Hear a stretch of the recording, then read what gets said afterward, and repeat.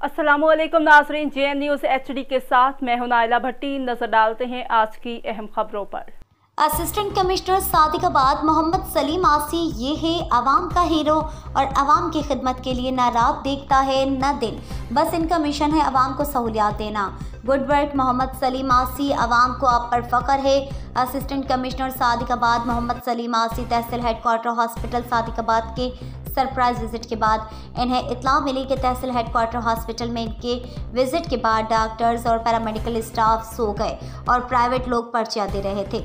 Assistant commissioner Sadiqabad Mohammad Saleem Asi सुबह 5 बजे दोबारा खुद मोटरसाइकिल पर tehsil headquarter hospital Sadiqabad surprise visit पर दोबारा पहुंच गए और वहां पर मौजूद मोटरसाइकिल स्टैंड वालों ने असिस्टेंट कमिश्नर साहब से ही ओवर चार्जिंग की और 10 के बजाय 30 रुपये चार्ज किए।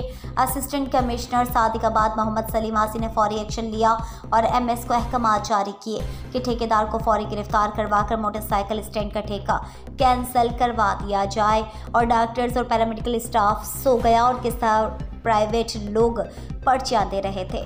इनके खिलाफ आला सतह पर इंक्वायरी स्टैंड करती है, जिम्मेदारों को किसी सूरत माफ़ नहीं किया जाएगा। कैमरामैन टीम के साथ Syed Saeed Ahmed Jilani, bureau chief JN news, Rahim Yar Khan.